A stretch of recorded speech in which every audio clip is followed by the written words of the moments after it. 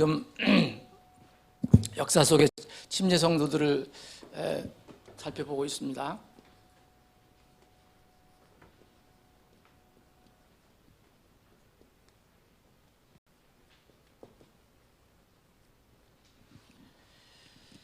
자, 지난 주에는 13세기까지 그 재침례 성도들이라고 이제 역사적으로 드러난 그런 그룹들을 살펴봤는데, 지난주 특별히 이 재침례 성도들 중에서 가장 많이 알려진 이 waldensius, 그 전에는 폴리시안, 여러 우리지만 대표적으로 이제 waldensius, 이 waldensius에서 살펴봤고요. 14세기에는 두 그룹만 이렇게 정리를 해드렸는데, 이 두 그룹은 서로 연결이 되어 있습니다. 이 롤라드스라고 하는 이렇게 그룹이 있는데, 이 waldensius 혹은 waldensian 그 침례 성도로서 유럽에 있다가 영국으로 건너온 사람이 있었다고 하는데, 그 이름이 이제 월터 레이널드 롤라드라는 사람인데, 이 사람 중심으로 영국에서 믿음을 같이 나누던 그 그룹을 이제 롤라드스라고 하는데, 이 사람들은 특별히 이제 성경에 관해서 관심을 많이 가졌던 사람들. 그래서 지금 롤라드스하고 조금 후에 볼 이제 위클리프를 따르던 성도들을 이제 여러분 잘 아시잖아요. 성경에 관해서 우리가 공부를 할 때는 위클리프, 틴데일하고 위클리프는 이제 반드시 기억하는 인물인데, 이 영국의 존 위클리프를 중심으로 해서 또 그를 따르던 사람들을 이제 위클리파이트라고 하는데, 이름은 조금씩 다를 수도 있습니다. 이렇게 불리는 데마다. 이 롤라드스하고 위클리파이트를 과연 침례 성도로 할 것이냐, 아니면은 그냥 그때 당시 이제 본격적으로 종교 개혁이라는 게 이제 싹이 트기 시작했거든요. 그래서 개혁자들, 그러니까 기존 교회에서 개혁한 사람들을 얘기할 때 이제 개혁자들, 종교 개혁자들이라고 했는데, 그 사람들로 분류할 것이냐에 대해서는 이견이 있습니다. 그러나 믿음에 관해서는 이제 침례 성도들이 믿었던, 성경적으로 믿는 그런 내용들을 가지고 있었기 때문에 이 침례 성도의 역사에 이 두 그룹도 포함을 시킵니다.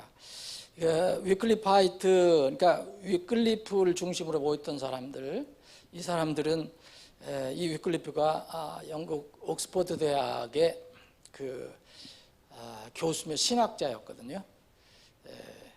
이 위클리프를 중심으로 해서 이제 모인 사람들인데, 이 사람들을 유럽의 롤라드스라고도, 이제 유럽에 있던 롤라드스라고도 이렇게 불립니다. 어쨌든 이 두 그룹은 성경 문제를 아주 중요시 여겨서, 위클리프는 아시는 것처럼 성경을 일반 사람들이 자유롭게 읽을 수 있도록, 전까지는 이렇게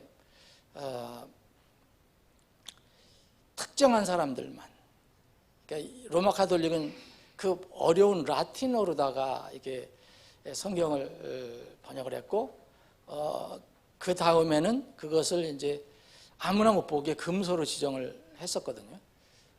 특별한 허가를 받아야만 그걸 읽을 수 있게 돼 있었는데, 이제 이런 사람들이, 위클리프 같은 사람이 나옴으로 인해서, 아니다, 성경은 누구나 빈부, 귀천, 남녀노소를 불구하고 누구나 하나님 말씀 접근할 수 있어야 한다. 그래갖고 이제 그때 당시 평범한 언어였던 영국 사람들이 읽을 수 있는 영어로 이제 번역을 하는 그런 일을 이제 하게 된 거죠. 자, 이제 이 14세기를 이제 넘어서면은 이제 본격적으로 좀 공부할 부분이 나옵니다. 이른바 이제 15세기부터 나오는 그룹이 있는데,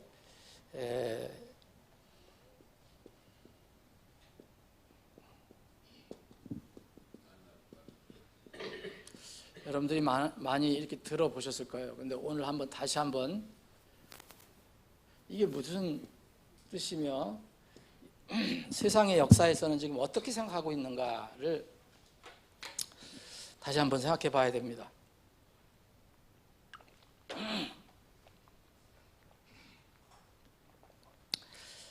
자, 아나베프티스트를 왜 우리가 좀 심도 있게 공부를 해야 되느냐면요. 지금 현재의 교회사라는 거, 기독교회사라는데 이 빠짐없이 나옵니다. 빠짐없이 나오는데 일반 교회사에서는 이렇게 하면은 어떻게 번역을 했냐면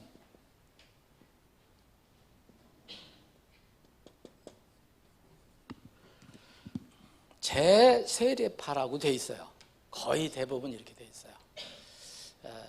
제세례파다. 이 정도만 해도 뭐 이렇게 좀 부드럽게 이렇게 표현을 해준 거죠. 이 앞에다가 뭐 많이 붙여놓는 게 있습니다.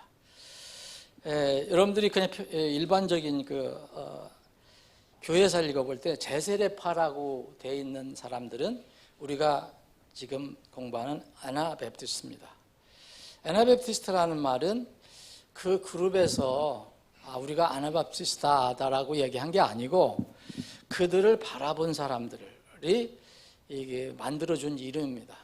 아니면 그들을 괴롭히거나 그들을 핍박했던 사람들이 붙여준 이름이에요.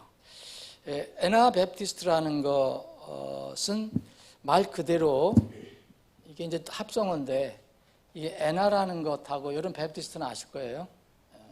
이건 이제 다 그리스 말에서 나온 건데 아나라는 것은 다시라는 뜻이에요. 다시. 재라는 뜻이 우리말로 하면 다시 한다는 거예요. 다시. 베프티스트는 아시죠? 여러분 그리스 말 베프티스마에서 온 거예요. 물에 잠기는 침례를 의미하는 거거든요. 그러니까 다시 물에 잠기는 침례를 하는 사람들이다라는 그런 뜻으로 불려진 거예요. 그게 아나베프티스트예요. 아나베프티스트. 아나라는 것이 바로 다시라는 뜻이에요. 다시. 그래서 이 사람들은 다시 침례를 받는 사람들이다. 다시 세례를 받는 사람들이다. 두 번 세례를 받는 사람들이다라는 뜻으로 불려진 거예요. 이게 이제 고정이 됐어요. 역사적으로는. 그래서 지금은 그들이 공격하고 비난하고 또 아니면은 흠집을 내기 위해서 불러준 이름이지만 지금은 이제 우리에게는 자랑스러운 이름이 됐습니다. 그래서 이 아나베프티스트라는 그 말이 왜 그렇게 나왔느냐는 여러분들이 대부분 다 아실 거예요. 이 그룹은 왜 두 번 침례를 받고 또 침례를 줬느냐 이 문제가 생기는 거죠. 전까지는 다 이제 물론 2세기 예수님이 세우셨을 때 교회를 세우시고 사도들과 제자들을 통해서 교회가 이제 퍼져나가고 복음이 퍼져나갔을 때는 성경의 사도행전이나 이 서신서에 나온 거 보면 뭐냐면 다 침례입니다. 거기에 물 뿌린다는 개념도 없고 그런 사례도 없어요. 근데 이제 지금 이 시대에 와서 이제 어떻게 하루에 3,000명을 침례를 줬느냐 이런 그 인간적인 논리로다가 그러니까 물을 뿌렸을 것이다라고 이제 이렇게 주장하는 사람들도 있지만 여러분 하루에 3,000명이든 뭐 3만 명이든 할 수 있다면 하는 거죠. 이 성경에 여러분 논리적으로 이해될 것이 그런 걸로 따진다면 성경이라도 믿겠습니까? 이 베드로가 감옥에 갇혔는데 철장문이 그냥 덜컥 열려요. 그런 거 여러분들 어떻게 이론적으로 믿을 수 있어요? 성경이 전부 그런데 전부 그런 건 아니지만은 이런 하나님이 역사하시는 게 있잖아요. 근데 이런 것들을 전부 인간의 논리로다가 그렇게 하면은 성경을 믿을 수가 없다는 거죠. 어쨌든 이 성경에는 그런 아주 궁색한 이론 외에는 세례라는 근거가 없어요. 뭐 세례나 침례 뭐 그거 받는다 그래서 천국 가는 건 아니지만 중요한 것은 성경에서 왜 강조를 이렇게 했느냐, 로마서 6장에 있는 것처럼 이건 신앙 간증이고 바른 신앙을 어떻게 드러내느냐, 이게 너무 중요한 거기 때문에 당시에는 정말 이 구원받은 사람이 침례받는 것은 당연한 것이고, 이것이 거의 구원과 동일시 또 여겨졌고, 그 심지어는 사도들도 믿고 침례를 받는 자는 구원을 받으리라까지 말씀한 거예요. 진실로 믿었다면 당연히 그런 침례를 받는다라고 생각을 했기 때문에 그런 것이죠. 어쨌든 이런 그 상황인데, 이 2세기부터 3세기부터 이제 교회가 이제 부패해지기 시작하고, 본격적으로 3세기, 4세기부터 이제 로마 가톨릭 같은 그런 체제가, 그때는 로마 가톨릭이라는 체제라는 이름 붙이지 않았어요. 그러나 이제 콘스탄틴 대왕이 그 기독교를 공인하고 나서는 여러 가지 그 잘못된 풍습이 들어오기 시작했죠. 그 중에 하나가 이제 물 뿌리는 겁니다. 물 뿌리는 거. 물 뿌리면 뭔가 이렇게 거룩해지고 깨끗해지는 것처럼. 그리고 또 하나는 콘스탄틴이 죽을 때, 기독교는 공인했지만 그 사람은 자기가 살아있을 때 로마 교황으로서, 그 황제로서 이교도 신을 믿고 있었어요. 여전히. 그런데 죽을 때 임상에서, 죽기 직전에 임상에서, 그 침상에서 이렇게 물을 뿌리는 이런 식을 거행했어요. 그래도 어떻게든지 자는 그래도 하나 뿌려갖고 하늘에 가려고 하는 뭐 그런 욕심이 있었겠죠. 그 이후로 이 소위 얘기하면 침례가 세례로 바뀌기 시작하는 거죠. 그리고 여러분 얼마 좋습니까? 첫째 편리성이 으뜸이에요. 사람들은 편리하면은 뭐 좋아하잖아요. 그래서 이 세례가 계속 나왔는데, 여전히 이런 믿음을 가지고 침례, 바른 성경지 물침례에 순종한 사람들은 여전히 있는 법입니다. 그 사람들을 우리가 지금 공부하는 거예요. 다시 한번 말씀드리면, 그런 물침례의 어떤 형식만 말씀드리는 게 아니고 그들의 진실한 믿음을 이렇게 드러내는 하나의 방편으로서 침례가 그때 중요했다. 그래서 외부에 있는 사람들은 그들이 어떤 믿음을 가지고 있든지 간에, 저들은 다시 침례를 받는 사람들이야, 다시 세례를 주는 사람들이라 그래서 이제 아나베프티스트, 우리는 재침례 성도들이라고 부르지만 저들은 재세례파 이렇게 얘기해요. 그 앞에다가 또 붙이는 게 레디컬, 뭐라면서 아주 과격한 급진주의적인 재세례파, 되게 이렇게 되어 있어요. 그거 읽는 사람들이 다 부정적으로 생각하죠. 하면은 지금도 뭐 하나 이게 지금 방송이나 뭐에서 하면 전부 부정적으로 얘기하잖아요. 뭐 요새 무슨 심지어는 김정은이까지도 미화시켜 버리니까 모르는 사람들은 그냥 그런가 보다 다 그렇게 나가는 거죠. 세상이 뭐는 그러니까 이런 그 재침례 성도들이 이제 본격적으로 15세기에 아나베프티스트 그룹이 이제 생기게 됐는데, 왜 그럼 우리가 재침례 성도들이라는 거를 침례 성도들이라고 하면서 15세기에 아나베프티스트란 그 그룹들을 생각하냐? 사실은 1세기서부터 우리가 공부하는 게 다 어떤 면은 침례 성도들이면서 세상이 볼 때는 아나베프티스트들이었죠. 아나베프티스트. 근데 이 아나베프티스트라는 그 이름이 특별히 두드러지게 나타난 시대가 바로 15세기였어요. 15세기. 16세기에 이제 종교개혁이 일어났잖아요. 16세기에. 근데 종교개혁이 이 로마의 신부였던, 로마 가톨릭 신부였던 마틴 루터가 갑자기 1517년에 종교개혁을 한 게 아니에요. 사실은 그 전에 이런 분위기가 있었어요. 그런데 곳곳에 이제 드러나게. 근데 원래는 이제 종교 그 카톨릭이 너무 뭐랄까요, 권한이 셌고 뭐 거의 사람 마음대로 죽일 수도 있었고 그런 권한을 가지고 있었는데, 그런 상황이었기 때문에 잘 안 보인 것 같지만 이런 사람들이, 이런 믿음을 가지고 있는 사람들이 거기에 태동이 되고 있었어요. 물론 그 사람들이 갑자기 태어난 게 아니죠. 성경이 1세기부터 쭉 내려왔으니까 그 성경을 믿는 사람들이 그런 믿음을 계속 가지고 내려오게 된 거죠. 그래서 이 애나베프티스트들이 15세기에 이제 종교개혁이 16세기에 일어났잖아요. 15세기부터 유럽 곳곳에, 지금은 사실은 역사적인 걸 알려지는 거는 뭐 동양 같을 때 잘 모르잖아요. 이런 그 기독교 같은 거는. 그런데 이 유럽에서는 어느 정도 발상지가 그 예루살렘에서 소아시아에서 유럽으로 올라갔으니까 알려지게 된 거죠. 이 유럽 지방에서 이런 믿음을 가진 사람들이 기존의 로마 카톨릭에서 나와서 모이는 사람도 있었지만 그 로마 카톨릭과 상관이 없었던 사람들이 또 이런 사람들이 있었다는 거죠. 이런 사람들이 바로 그때 이제 15세기, 16세기에 애나베프티스트라는 이름을 이제 받게 되는 거예요.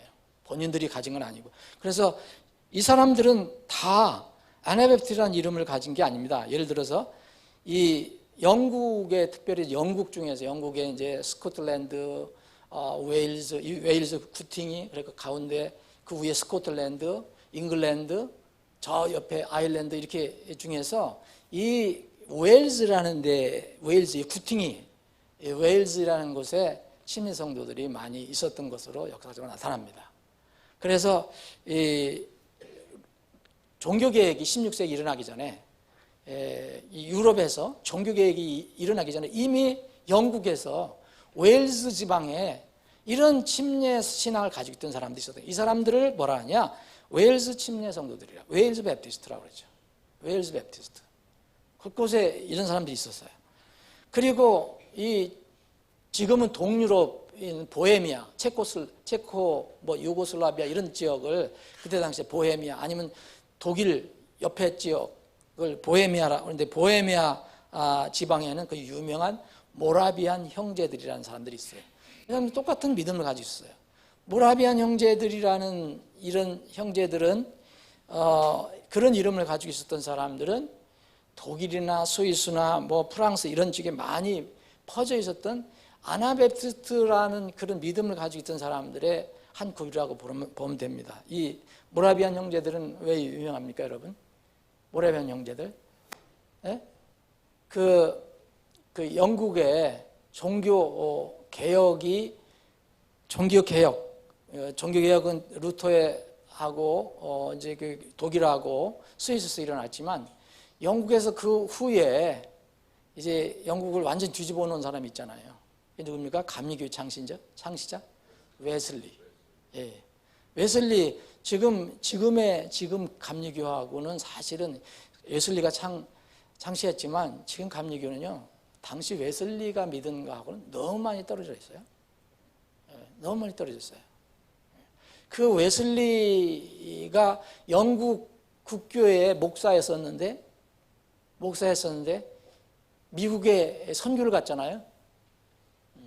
얼마든지 거듭나지 않고도 다닐 수 있습니다, 여러분. 이런 게 역사적으로 증명이 돼요. 이 요한 웨슬리는 목사였었는데, 국교의 목사였었는데, 미국에 그때 당시에는 이제 개척 지역이니까 미국에 선교하러 간다고 갔었잖아요. 그런데 소위 하면 실패를 하죠. 거듭나지 못했습니다. 자기가 고백을 합니다. 근데 나중에 어떻게 해서 거듭나게 되냐? 이 모라비안 형제들을 만나게 되는 거죠. 모라비안 형제들을 만나게 됩니다.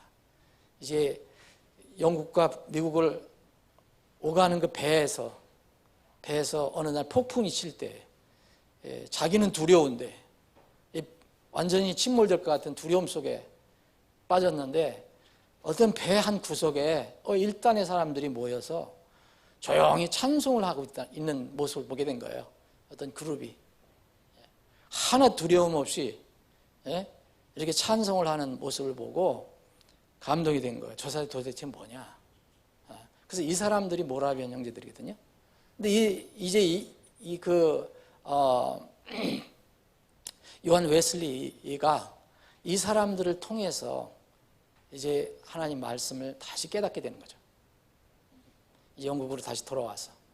그게 바로 그리고 나서 거듭나고 나서 이제 영국을 전 교구로 삼아서 내가 전도하겠다 하는 것이 바로 이제 그 감리교의 시작이에요. 이 요한 웨슬리는 내가 감리교를 시작하겠다 그런 적 없어요. 근데 왜 메소디스트라는 말을 붙였느냐? 메소디스트라는 말은 아주 정말 이렇게 시간도 잘 지키고 정확하게 이렇게 행실 바르게 규격 있게, 메소디스트라는 게 그런 뜻이거든요. 그런 사람들이다라는 것이 이제 붙여진 거예요, 그게. 근데 지금도 그게 메소디스트 하면 감리교예요. 근데 원래 뜻은 감리교란 뜻이 뭐냐? 아주 하나님 말씀에 철저하게, 그리고 생활도 철저하게, 시간도 철저하게 지키고 하는. 그래서 이제 그 웨슬리 같은 사람은 굉장히 생활이 철저하고 뭔가 엄격하고 그랬던 거죠. 그래서 메소디스트가 생긴 건데, 이 메소디스트를 어떤 면으로 보면은 모라비안 형제들이 나왔다고 볼 수가 있어요. 근데 지금 그거 안 믿으니까 이제 지금 다 그런 건 안 믿으니까 이렇게 이제 아나베프스들, 특별한 어떤 지역에서 이런 이름을 가지고 있고 저런 이름을 가지고 있는 사람들이 시작이 된 거예요. 근데 제가 한번 오늘 여러분들이 생각해 볼 게 여러 가지 다 복잡한 내용도 있지만, 자, 이제 지금 교회사에서나 대부분 가르쳐 주는 데서는 이 아나베프스들이 이 16세기, 15세기에 이제 시작이 됐다고 이렇게 가르쳐요. 대부분의 교회사에서. 심지어는 침례교회라는 이름을 붙인 데서도 이렇게 가르칩니다. 그래서 지금 같은 개신교 운동에 함께 연합한 침례교회는 다 이런 이론을 가지고 있기 때문에 그렇게 되는 거예요. 종교 계획에서 나온 사람이다. 그게 베프티스트라고 생각합니다. 지금도 모든 자료나 신학교 같은 자료에 보면 이렇게 이야기하고 있습니다. 이거를 이제 어디서부터 시작했느냐 하면은 종교개혁 하기 전에 스위스에 이런 아나베프트 그룹이 있었다.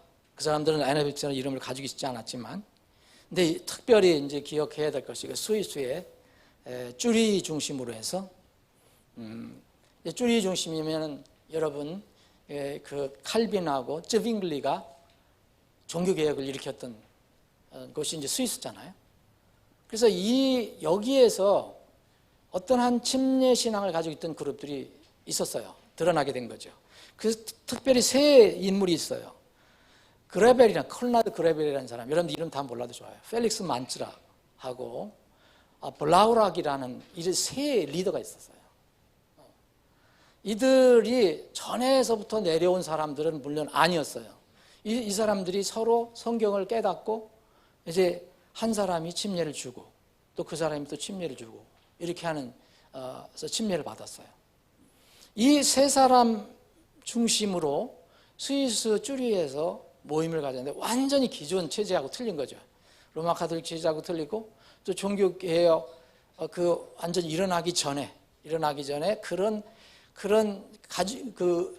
비슷한 믿음을 가지고 있던 그때 쯔빙글리라든지 칼빈이라든지 이런 사람들과도 또 달라요.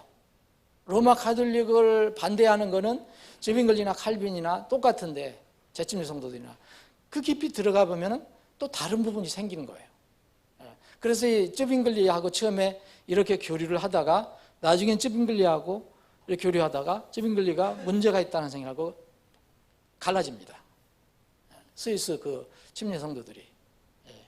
쯔빙글리는 여전히 가톨릭에서 벗어나기를 원했지만 그런 체제, 조직적인 거, 제사장 제도, 성자 제도 이런 것을 주장을 했었거든요.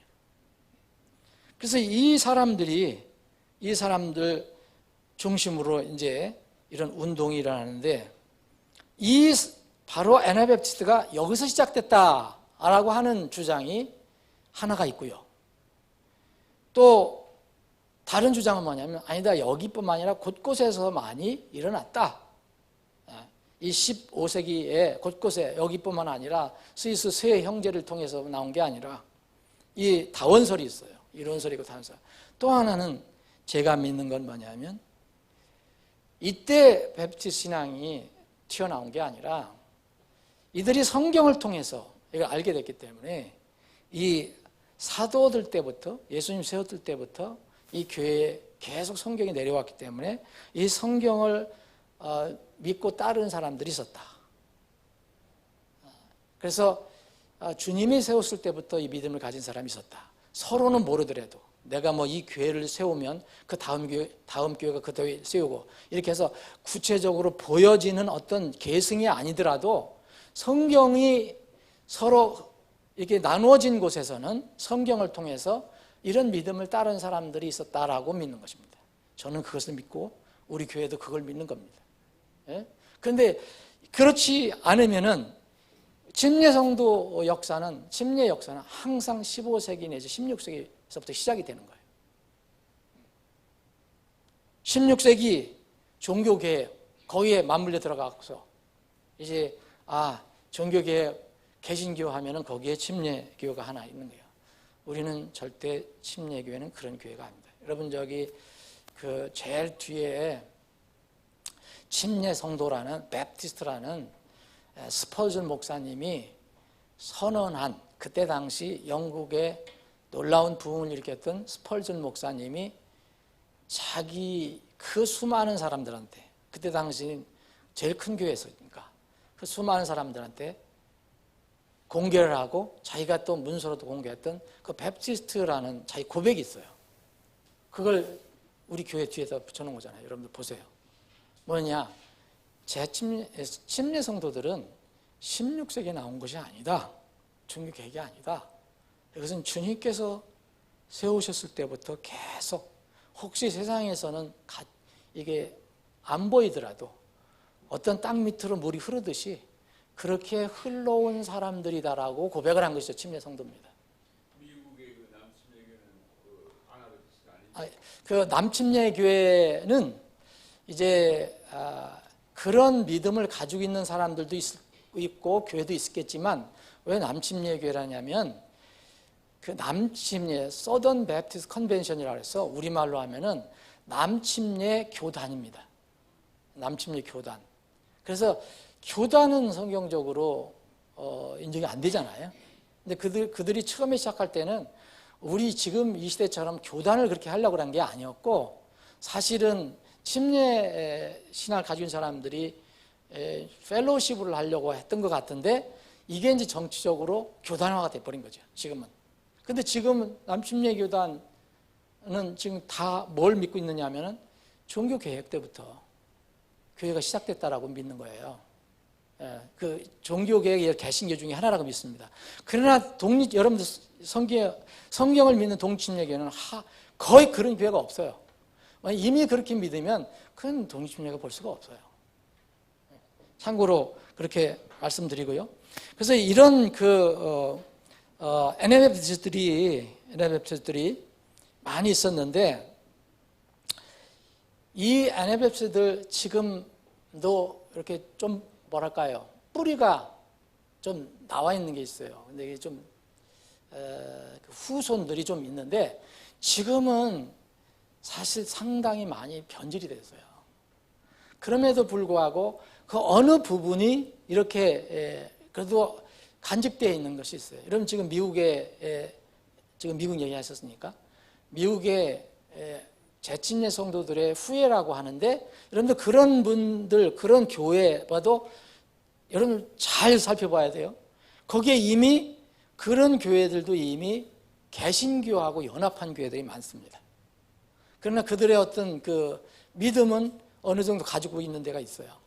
예를 들어서 미국 동북부 지방에 유명한 그 아미시 그룹이 있어요. 아미시 여러분들 아시죠? 아미시.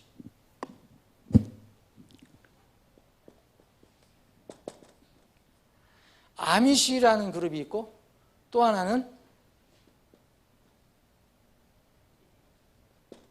메노나이트 그룹이라는 게 있어요. 들어보셨죠, 여러분? 메노나이트.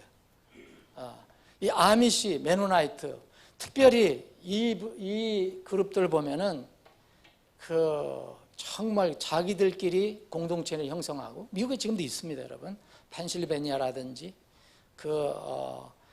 인디애나라든지 이데 보면 한번 가보고 싶었는데 저는 못 가봤어요. 이 자기들이 그 사회를 이루어가요. 자기들이 농사를 짓고. 근데 믿음은 많이, 어떤 근본적인 믿음은 많이 바뀌었는데 생활은 아직 남아있는 게 있어요. 이들은 철저하게 심플한 생활이에요. 그러니까 아주 단순한 생활을 합니다. 세상의 문명 같은 거 그렇게 좋아하지 않습니다. 심지어는 이 아미시 그룹은 차도 잘 안 탑니다. 그래서 그들이 그 동네 가면 뭐가 있어요? 여러분들 유튜브 쳐보면 금방 나와요. 그 마차를 타고 다니잖아요. 마차를 타고 다녀요. 동네마다. 아이들은 철저히 어렸을 때 교육시켜요. 철저히 교육시켜요. 이런 것들, 그 교육 내용이 뭔지 우리는 조금 다른 게 있지만 이런 것들, 그리고 여러분들 옷 입는 걸 보세요. 이 그룹들 보세요. 정말 그러면은 우리가 이제 본을 받아야 돼요. 근데 믿음은 많이 떠났어요. 실제로 믿는 거. 그래서 그냥 이 아미시 그룹이라든지, 아미시라는 것은 이 17세기에 제이콥 암만이라는 사람이 이 재침례 성도 운동을 했는데, 이 사람들 후손들이 미국으로 건너왔죠. 미국으로 건너와서 그 후손들이 이제 아미시 그룹이라고 불려지게 된 겁니다. 그리고 이 메노나이트라는 것은 메노 시몬이라는 사람이 이 로마 카톨릭 사제였어요. 로마 카톨릭 사제였는데 성경을 읽다가 구원을 받게 됩니다. 성경을 읽다가 구원받아요. 근데 워낙 그 로마 카톨릭 그 환경이 너무 무서우니까 5년 동안 구원받고도 그 무리에 있었어요. 그 안에. 거듭나고 나도. 그 5년 후에 이제 담대하게 그걸 떨쳐나옵니다. 떨쳐나와서 그를 따르는, 그런 믿음을 따르는 사람들이 이제 모이게 된 거예요. 그 사람들을, 외부에 있는 사람들이 메노나이트라고 부르는 거예요. 메노 시몬이었기 때문에. 그 사람들의 후손이 사실 이 미국에 있는 메노나이트인데, 메노나이트도 지금 그룹이 많이 바뀌었어요. 처음에 메노 시몬은 우리와 거의 같은 믿음이에요. 그런데 그 후손들은 점점 이렇게 타협도 하고 뭐도 하고 뭐 그랬습니다. 그러나 이 메노나이트라든지 특히 아미시 그룹은 생활만큼은 우리가 본받을 것이 있습니다. 육신적인 생활을 철저하게 제어를 하고 나름대로 자기들이 땀 흘려 일해서 농사를 지어서 노동을 해서 그 대가를 가지고 살려고 하고, 뭐 투기한다든지 뭐 이런 걸 생각도 안 해요. 지금도 어느 아미시 그룹에는 전기도 안 들어. 그런 그룹이 있는데, 어쨌든 우리가 그걸 무조건 다 따르는 게 아니라 이런 처음서부터 그런 무리들이 조금씩 내려왔다. 그래서 어떤 지금 나타난 그분들은 옛날 재침례 성도들의 모습을 조금 우리에게 보여준다. 완전히 단절된 게 아니잖아요.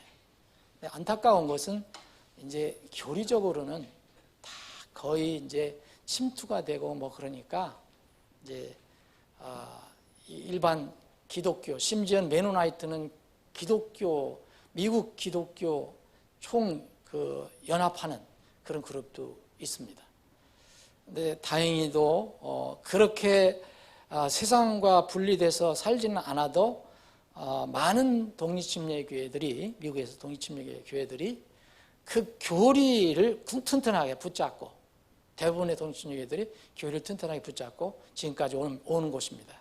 근데 이제 이 교회들도 이제 21세기 들어와서, 20세기부터 21세기 들어와서 이제 떠나기 시작합니다.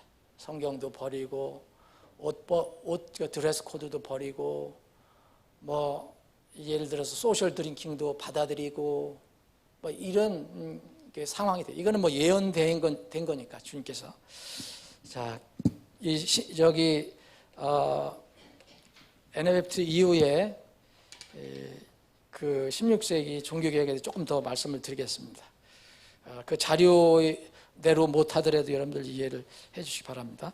아버지 하나님, 오늘도 저희들 모이게 하시고 말씀을 나눌 수 있는 기회를 주셔서 감사합니다. 우리의 믿음은 분명히 성경을 근거로 한 믿음이어야 합니다. 그렇지 않으면 언젠가는 그것은 무너지고 불타버리고 말 것입니다. 우리의 믿음이 항상 말씀 위에 든든히 서는 믿음이 되도록 인도해 주옵소서. 이 시간 이후에 모든 절차를 주님의 손에 의탁하옵고 거룩하신 예수님의 이름으로 기도합니다. 아멘.